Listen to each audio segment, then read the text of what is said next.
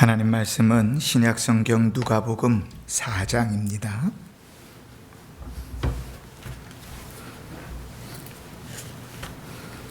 9절로 13절까지.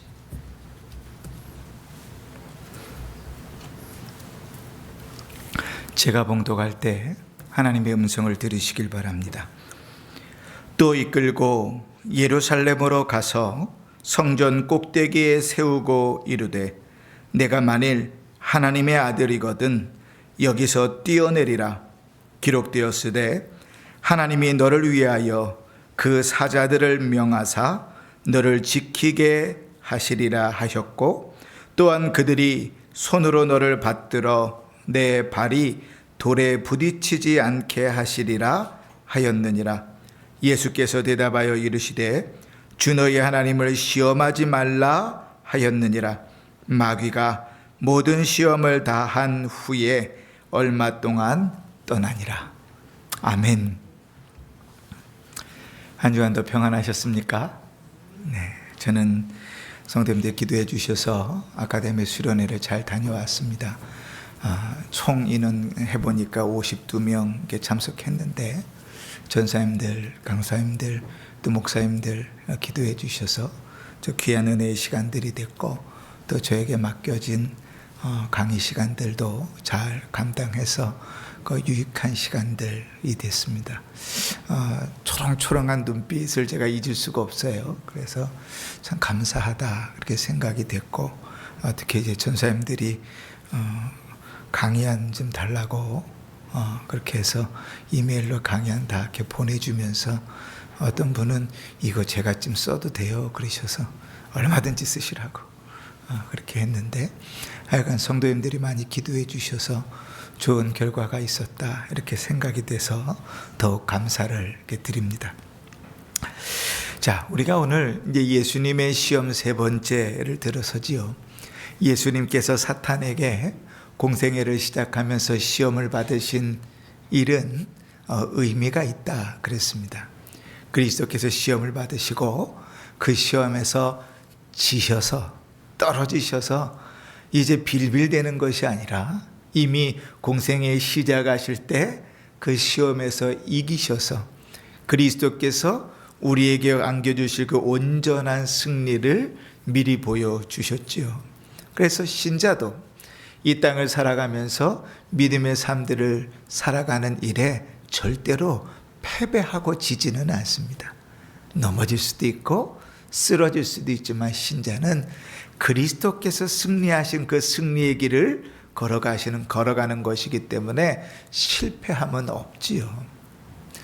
자, 그러나 우리가 예수님의 시험들을 보면서 한 가지 좀 더 생각해야 될 것은, 사단이 예수님도 시험했는데 우리는 시험하지 않겠는가 하는 거죠. 그렇죠? 예수님은 시험을 받으셨다면 우리도, 예수를 따라 살아가는 우리도 역시 시험 받을 것이다. 이건 자명한 일이지요. 두목만 건드리고 쫄따구들을 안 건드리는가? 그런 거 아니니까요. 예수님을 시험하셨으니 예수를 믿는 그리스도인들도 시험할 것이고, 예수를 시험하셨던 방법으로 그리스도인도 역시 시험할 것이 자명한 것이죠. 그래서 우리가 말씀을 살펴보면서 그러한 주님께서 받으셨던 시험의 모습들이 우리에게는 안 닥쳐 있는가 좀 살펴보고 근신하고, 우리의 신앙이 회개할 것들은 회개하고 간구할 것들은 간구하고 힘써야 될 것들은 힘쓰는 신앙으로 나가기를 바라는 것입니다.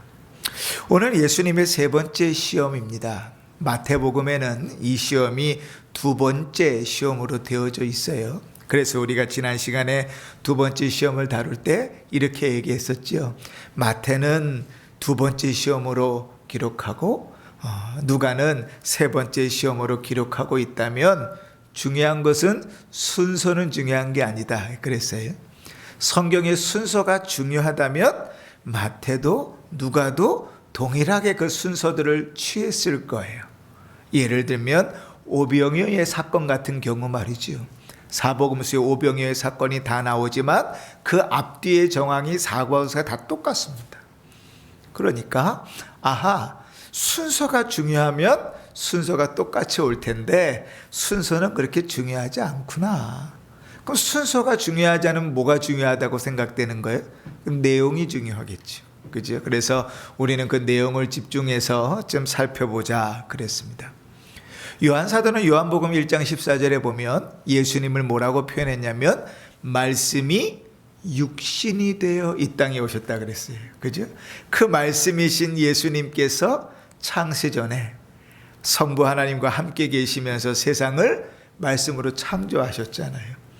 그 말씀이신 그 하나님께서 사람의 몸을 입고 이 땅에 오셨다 이렇게 표현합니다. 그러니 이 말씀에 대하여 예수님만큼 잘하는 사람이 있을까요? 없을까요? 없지요. 예수님 자신이 말씀이니까.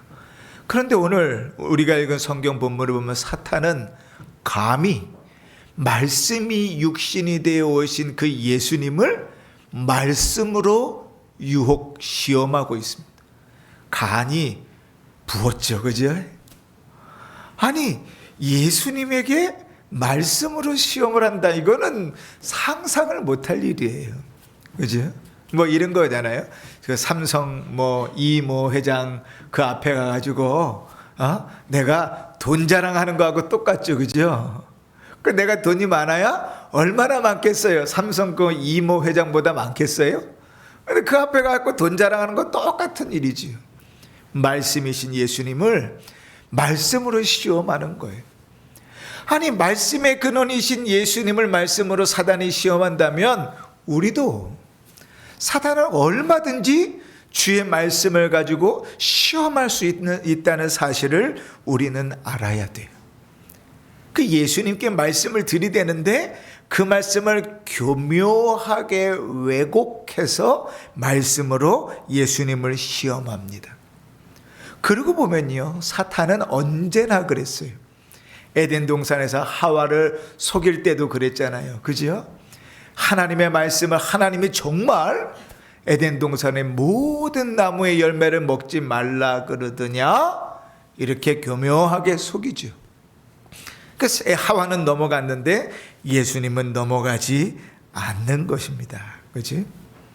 그러니 여러분 우리가 말씀을 잘 알아야 되는 이유는 선무당이 사람 잡는다 이런 표현이 있잖아요. 그지? 우리 옛날 설교 시간에 무당 얘기해서 죄송하지만 선무당이 사람 잡는다고 말씀을 제대로 모르면 신앙이 제대로 자랄 수가 없어요. 그 사탄은요 말씀을 가지고 막 그렇게 흔들어 놓거든요. 아니 예수님도 말씀을 이렇게 흔들어 놓는데 우린들 안 그러겠습니까? 그럼 예수님한테 뭐라고 이야기하느냐 이렇게 얘기합니다. 예수님을 데리고 예루살렘 성전 꼭대기로 데려갑니다. 예루살렘 성전은 아마 예수님 당시니까 헤롯 성전일 거예요. 아직 다 지어지지 않았는데 여러 첨탑들이 서 있습니다. 여러분 우리는 이제 외국을 안 가봤으니까 특히 로마나 이런 데 가보지 않았으니까 그 웅장하고 화려한 성당들을 사실은 못 봤잖아요. 그런데 TV를 통해서나 그렇게 보면 얼마나 으리으리하고 웅장한지 몰라요. 근데 예루살렘의 성전에 첨탑들이 여러 개가 있었는데요. 그 첨탑 꼭대기로 예수님을 데려간 거예요. 그러니까 얼마나 높을까? 어느 첨탑으로 데려갔을까? 우리는 잘 알지 못하지만 당시의 유대교 역사학자인 요세푸스의 말에 따르면 그 첨탑들 중에 얼마는 그 밑으로 기드론 신의 골짜기가 굽어서 다 보였다 그래요. 그 높이가 얼마나 됐는가? 약 140m 정도 됐다 그럽니다. 140m가 높이로 별로 감이 안 오시죠? 그죠?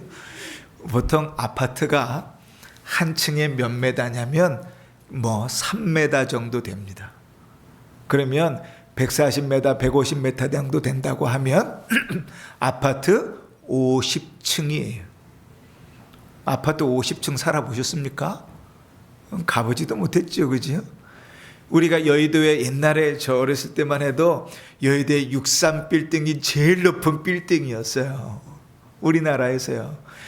수학여행도 많이 가고 얼마나 사람들이 많이 갔는지 몰라요. 그런데 저는 서울에 살았다는 이유로 한 번도 못 가봤어요. 지금까지도.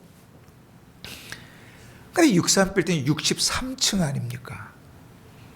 그럼 거의 그 끝 정도에다 예수님을 세워놓고 예수님한테 뭐라 그러냐면 이렇게 얘기하는 거예요. 너는 네가 정말 하나님의 아들이거든. 여기서 뛰어내리라. 그러면 하나님께서 천사를 동원해서 네 발끝 하나 다치지 않도록 보호하실 것이다 라고 말하면서 말씀을 인용해요. 오늘 성경을 볼까요? 10절 11절에 보면 이렇게 되죠. 기록되었으되, 이건 무슨 말인가 하면 구약 성경의 말씀을 인용하는 거예요. 하나님이 너를 위하여 그 사자들을 명하사 너를 지키게 하시리라 하였고, 또한 그들이 손으로 너를 받들어 내 발이 돌에 부딪히지 않게 하리라 하시니라 하였느니라. 그러니까 사단이요, 예수님의 말씀을 인용하는 거예요. 예수님한테 말씀으로 이야기하는 거예요. 이 말씀이 어디 나오는가 하면 시편 91편에 나오는 말씀입니다. 그러니까 사탄이 구약 성경을 인용해 가지고, 야, 성경에 보니까 하나님께서 너를 위하여 천사들을 명하사 네 발끝 하나 다치지 않도록 보호하신다고 그러지 않았어. 그러니까 네가 하나님의 아들이라면 여기서 한번 뛰어내려 봐. 올라가서 밑에 보는 것도 무서운데, 그지? 여러분, 저하고 같이 사는 어떤 여자분은요, 이 출렁다리 있잖아요. 출렁다리, 이거를 못 가요. 다리가 덜덜덜덜 떨려가지고 밑에가 보이면 무서워서요. 그 높이가 얼마나 된다고. 그런데 140m 150m 위에서 예수님한테 이야기하는 게 더 떨어져라. 하나님께서 말씀하시기를, 하나님께서 천사들을 동원해서 네 발이 돌에 부딪히지 않고 안전하게 밑에까지 가게 보호해 주실 것이다. 여러분, 마음에 솔깃합니까? 안 합니까? 그 사단이 없는 말 지어내는 것 같습니까? 아니요. 시편 91편에 있는 말씀을 이야기하는 거예요. 그런데 여러분, 우리가 여기서 한 가지 조심해야 될 게 있어요. 사탄은요, 고지고대로 하지 않습니다. 시편 91편 11절 12절과 오늘 우리가 읽은 10절 11절 말씀을 그대로 두 개를 써놓고 비교해 보면 정확히 똑같아요. 한 구절만 빼놓고. 사단은 의도적으로 한 구절을 빼버렸습니다. 자, 여러분, 10절 11절을 눈을 이렇게 두시고 제가 시편 91편 10절 11절 12절을 읽을 테니까 한번 똑같이 한번 따라와 보세요. 그가 너를 위하여 그의 천사들을 명령하사 내 모든 길에서 너를 지키게 하심이라. 그들이 그들의 손으로 너를 붙들어 발이 돌에 부딪히지 아니하게 하리로다. 아멘. 자, 뭐가 빠졌어요? 제가 지금 시편 91편을 읽었는데 여러분 보셨던 10절 11절에 사탄이 인용한 말씀에서 뭐가 빠졌습니까? 내 모든 길에서라는 말이 빠졌죠. 그러니까 사탄은 의도적으로 그 말씀을 빼버린 거예요. 시편 91편의 내용을 보면 시편 91편은 하나님께서 신자를, 믿음으로 살아가는 자를, 말씀을 따라 살아가는 자를 어떻게 인도하시고 함께 하시며 보호하시고 복 주시는가를 쭉 찬송하는 내용이 시편 91편의 내용입니다. 근데 여기서 우리가 읽었던 11절 12절의 말씀에서 내 모든 길에 이렇게 표현하는 것은 뭐냐면, 신자가 믿음으로 살아가면, 말씀대로 순종하고 살아가면 하나님께서 너를 보호하시고 인도하시고 책임지실 것이다 라고 이야기하고 있는 거예요. 할렐루야, 아멘이죠. 우리가 믿음으로 살아가는 그 길에 하나님은 절대로 우리를 내버려 두지 않으세요. 우리가 믿음을 지키며 살아가려고 하는 길에 하나님은 절대로 우리를 홀로 가게 몰아두지 않으세요. 우리와 함께 하시고 우리를 책임지시고 천사들을 동원해서 우리를 보호하시고 인도하시는 것이 하나님의 약속이에요. 그런데 이 말씀에서 내 모든 기례를 빼버리면 어떻게 오해를 할 수 있는가? 이렇게 오해할 수 있습니다. 네가 무슨 짓을 하든지 하나님이 너를 보호하실 거야 라고 오해할 수 있습니다. 이해가 잘 안 가시죠? 다시, 내 모든 기회를 빼버리면, 네가 믿음으로 살아가는 그 모든 기회를 빼버리면 어떻게 오해가 돼요? 네가 뭘 하든지 간에, 네가 죄를 짓든지 살인을 하든지 나이트클럽을 가든지 무슨 짓을 하든지 간에 하나님께서 너를 천사를 보내서 보호하실 거야 라고 오해할 수 있다고요. 그 사단은 그 내 모든 길에 신자로 걸어가는 그 길을 빼버리고 마치 네가 뭘 하든지 하나님이 너를 보호하실 거야 라고 말씀을 왜곡하고 있는 거예요. 여기서 네가 떨어져도 하나님께서 너를 보호하실 거야. 네가 하나님을 저주해도 하나님 널 책임지실 거야. 마치 이렇게 얘기하고 있는 거라고. 여러분, 우리가 말씀을 잘 알아야 돼요. 사단은요, 우리를 그렇게 유혹합니다. 두 가지 예를 좀 들어볼게요. 우리가 정말 좋아하는 말씀 중에 욥기 말씀에 이런 말씀이 있습니다. 욥기 8장 7절에 내 시작은 미약하나 내 나중은 심히 장대하리라. 좋은 말씀이에요? 나쁜 말씀이에요? 이 말씀이 얼마나 좋든지요. 보통 제가 신방 다녀보니까 사업체에 많이 걸려 있습니다. 그지? 식당에도 많이 걸려 있어요.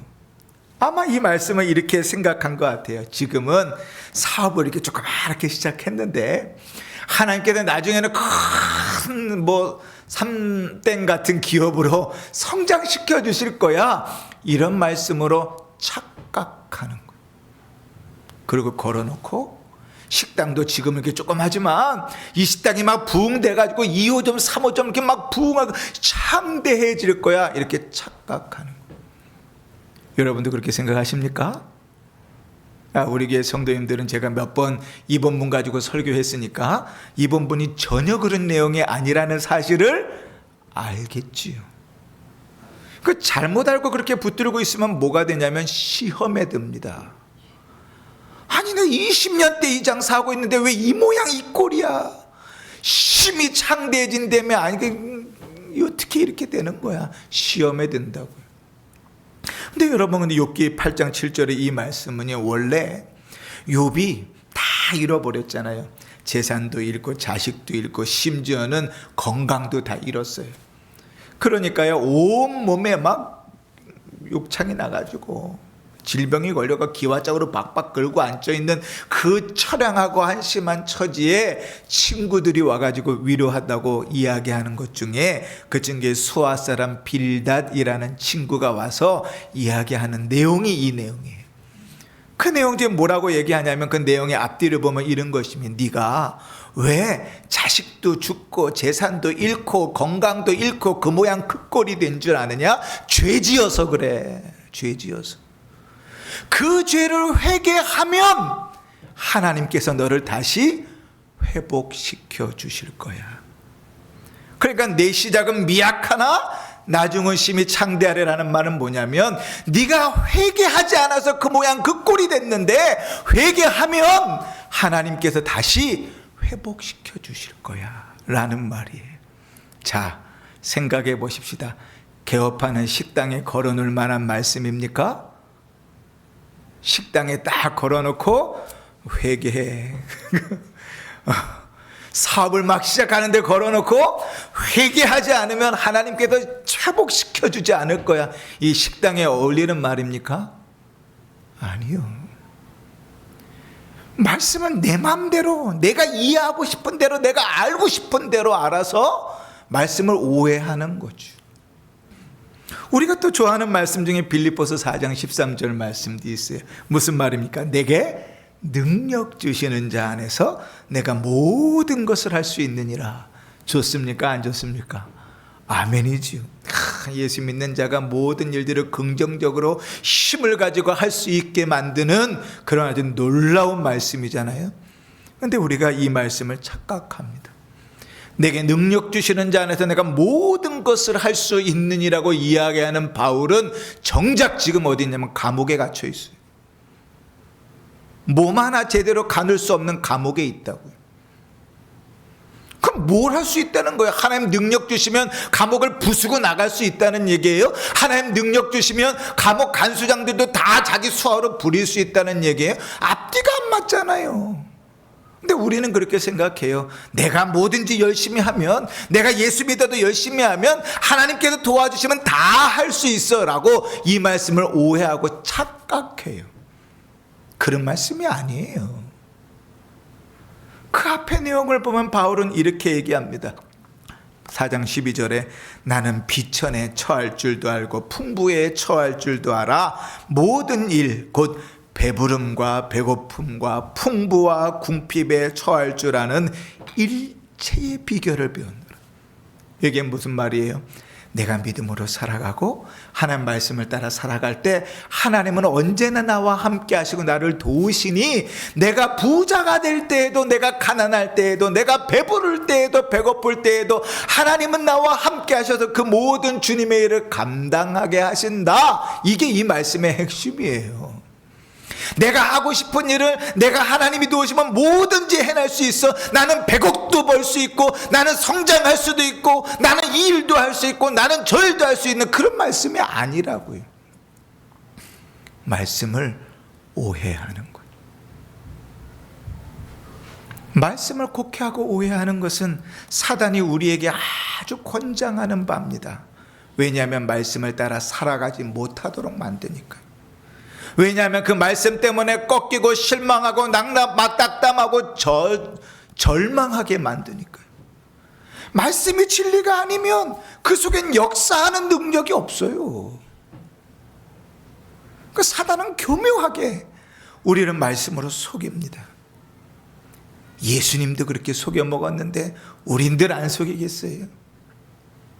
그런데 예수님은 그 사단의 중심을 정확하게 하죠. 그 숨어있는 목적을 정확하게 하십니다. 왜 내 모든 기회를 빼버렸는지, 그걸 가지고 사단이 원하는 목적이 무엇인지를 정확하게 아십니다. 그래서 이렇게 말씀하시죠. 12절에 예수께서 대답하여 이르시되 주 너의 하나님을 시험하지 말라. 주님은요, 지금 사단의 주의 말씀을 인용하면서 여기서 떨어지라고 이야기하는 그 일이 말씀대로 이루어질 것이라고 이야기하는 그 일을 뭐라고 얘기해? 하나님을 시험하는 일이라고 이야기해. 하나님을 능욕하는 일이라고 이야기해. 아니 왜 그럴까요? 이 주님께서 인용하셨던 말씀은 원래 신명기 6장 16절에 있는 말씀이지만 사실 그 배경은요, 출애굽기 17장에 나오는 거. 출애굽기 17장에 나오는 내용은 이런 것입니다. 이스라엘 백성들이 애굽에서 나와서 막 길을 가고 있는데 르비딤이라는 곳에 도착을 했어요. 그런데요, 물이 없는 거예요. 여러분 집에 수도가 안 나온다고 생각해 보세요. 집에 수도가 안 나와서 먹을 물이 없어요. 먹을 수도 없어요. 씻는 건 고사하고 안 씻고만 냄새 나는 건 고사하고 먹을 물이 없어서요. 일주일째 물은 못 먹는데 생각해 보세요. 살만하겠습니까? 힘들지요. 내 한 사람도 그럴진데 당시에요, 장정만 60만 명이에요. 적게 보는 사람은 이스라엘 백성 애굽에서 나온 사람이 100만 명 혹은 200만 명까지도 보는 사람들이 있어요. 사람만 있어요? 그들이 되고 있는 가축도 있어요. 다 물을 먹어야 되는데 르비딤에 도착했는데 물이 없어요. 물이 모자른 것이 아니에요. 물이 적은 것이 아니에요. 아예 물이 없어요. 그럼 어떻게 해야 돼요? 신자라면, 하나님이 함께 하신다고 믿는다면, 하나님이 인도하신다고 믿는다면 어떻게 해야 정상이에요? 기도해야지요. 하나님 물을 주십시오. 그런데 이스라엘 백성들이 거기서 원망하기 시작합니다. 모세가요 이렇게 이야기합니다. 백성이 모세에게 다투어 이르되 우리에게 물을 주어 마시게 하라. 모세가 그들에게 이르되 너희가 어찌하여 나와 다투느냐? 어찌하여 여호와를 시험하느냐? 기도해라. 근데 이 말 했다고요, 이스라엘 백성이 돌을 들어서 모세를 쳐 죽이려고 그랬어요. 여러분, 이스라엘 백성들은 그날 아침에도 만나를 먹었습니다. 이스라엘 백성들은 그날도 앞에서 인도하는 구름 기둥과 불 기둥을 따라갔습니다. 그런데 그들이요, 물이 없으니까 하나님이 정말 우리를 인도하는 게 맞아? 하나님이 정말 여기 함께 계시는 게 맞아? 하나님이 우리를 정말 가나안 땅으로 데리고 가실 게 맞아? 우리를 죽이려고 하는 게 아니야? 우리와 함께 계시지 않는 것 아니야? 라고 하나님을 시험하기 시작합니다. 여러분, 우리는 어때요? 우리도 늘 그러지 않아요? 일이 잘 될 때는요, 할렐루야 찬송하고 콧노래를 부르면서 삽니다. 할렐루야 찬송하세요 그러면서 살아요. 자, 재밌게 살아요. 그런데 문제가 생기면, 생각하지 못한 일들을 만나면, 내 계획대로 일이 되지 않으면 걱정과 근심에 쌓이기 시작해요. 그러면서 점점점 그 시간들이 길어지면 하나님이 정말 날 사랑하시는 게 맞아? 하나님 기도를 들어주시는 게 맞아? 하나님 정말 나와 함께 하시는 게 맞아? 의심하고요, 하나님 말씀은 저리 가라가 돼버리는 거예요. 그렇게 하나님을 시험하게 되는 거예요. 다시 본문으로 돌아와 볼까요? 사단의 의도는 뭘까요? 사단은 이렇게 얘기하고 있는 거예요. 예수님께 네가 정말 하나님의 아들이거든 여기서 뛰어내리라. 그러면 말씀이 정말 사실이라면 하나님께서 너를 천사를 보호해서 보호하실 거야, 그럴듯하지요. 근데 이 내용에 아주 치명적인 함정이 있어요. 그게 뭔가 하면 하나님의 말씀을 불신하고 있는 거예요. 믿는다면 떨어질 필요가 있어요, 없어요? 없어요. 뭐 하는 거예요? 그 말씀이 진짜인지 아닌지 의심이 되니까 뭐예요? 해보겠다는 거예요. 그 사단은 하나님의 말씀을 불명확하게 만들어서 그 믿음을 빼앗아 버리고, 그 삶 가운데 네가 그렇게 시험해서 정말 하나님의 말씀이 그런지 증명해봐 라고 이야기하는데, 예수님은 정확하게 보시는 거예요. 너 하나님 시험하지 마라. 그건 믿음 아니야. 그건 믿음 아니야. 하나님을 시험하는 거야. 주의 말씀은 언제나 신실하고 하나님의 말씀은 변화가 없고 하나님은 언제나 시건치 아니하시는 분이어서 하나님은 말씀하신 대로 이루시는 분인데, 하나님께서 천사를 통하여 너를 보호하겠다고 하셨으면 하나님은 보호하시는 거야. 내가 첨탑에서 떨어지지 않아도, 내가 어떠한 일을 하지 않아도 하나님은 보호하시는 거야. 그런데 그 말씀이 의심이 되면, 그래서 내가 여기서 떨어진다면 그건 하나님 말씀을 믿지 못하는 거예요. 예수님은 정확하게 알고 계셨죠. 정말 하나님이 그렇게 말씀하시는 게 맞아? 그래? 정말 그렇게 일하는 게 맞아? 정말 주님이 말씀하신 게 맞아? 라고 착각하는 것이죠. 여러분, 우리의 삶에 이런 일들이 얼마나 많은지 모르겠습니다. 우리는 이렇게 종종 하나님을 시험하면서 삽니다. 하나님께서 기도하는 자의 기도를 들으신다고 약속하셨죠? 아멘입니까? 아멘이죠. 그래서 우리는 하나님께 은혜를 달라고 기도합니다. 그렇지요? 예배 가운데도 은혜를 달라고 기도합니다. 그런데 은혜를 달라고 기도하면서 우리의 삶 가운데 우리가 예배 자리로 나가지 않고, 기도의 자리로 나가지 않고, 말씀의 자리로 나가지 않으면 그것은 하나님을 시험하는 거예요. 여러분, 우리가 하나님 앞에 은혜를 달라고 소원하면서요, 밤늦게 11시, 12시, 1시, 2시까지 영화 보고 꾸벅꾸벅 졸면서 그렇게 체력을 다 방진하고 하나님 앞에 주일날 은혜 달라고 구한다고요? 그거는 하나님을 시험하는 거예요. 무시하는 거예요. 정말 하나님께서 그 가운데 은혜를 주신다고 믿는다면 기도하고 나에게 주어진 삶들을 준비해야죠. 우리가 하나님 앞에 자녀들이 믿음으로 자라기를 기도합니다. 하나님, 우리의 자녀에게 믿음을 주십시오, 믿음을 자라게 해주십시오 라고 기도하면서 우리가 말씀을 가르치지 않고 믿음의 본을 보이지 않으면 그것은 하나님의 말씀을 무시하는 거예요. 주님을 시험하는 겁니다. 내 삶은 그렇게 살아가지 않으면서 자식들에게 입으로 믿음으로 살라고 아무리 이야기하고 하나님 앞에 아무리 기도해봐야 그거는 하나님을 시험하는 것밖에 되지 않아요. 하나님이 미워하시는 죄와 그로 인한 하나님의 진노를 알면서도 죄를 짓고 스스로 나는 괜찮아, 어쩔 수 없어, 이렇게 스스로를 속이고 있다면 그건 하나님 시험하는 거예요. 사단이 예수님을 시험했던 것처럼 오늘도 우리를 그렇게 시험합니다. 주의 말씀을 잘못 알게 하고, 주의 말씀을 잘못 붙들고 있게 하고, 또 하나님 말씀대로 하는 것 같지만 사실은 하나님 말씀을 믿지 못하고 시험하게 만드는 거죠. 여러분, 기도 중에 이런 기도가 있잖아요. 네가 믿음으로 기도하면 이 산이 들려서 어디에? 바다에 던져지라 할지라도 그대로 될 것이라. 제가 어릴 적에요, 정말 그럴까? 그 생각이 들었어요. 그래가지고 기도했다는 것 아닙니까? 제가, 주님, 저희 집 앞에 있는 이 산이 들려서 바다에 들어가게 해주십시오. 말씀대로 그렇게 되게 해주십시오. 뭐 한 거예요? 믿음을 구한 게 아니라 하나님을 시험한 것이라. 주님 말씀하셨으면 그렇게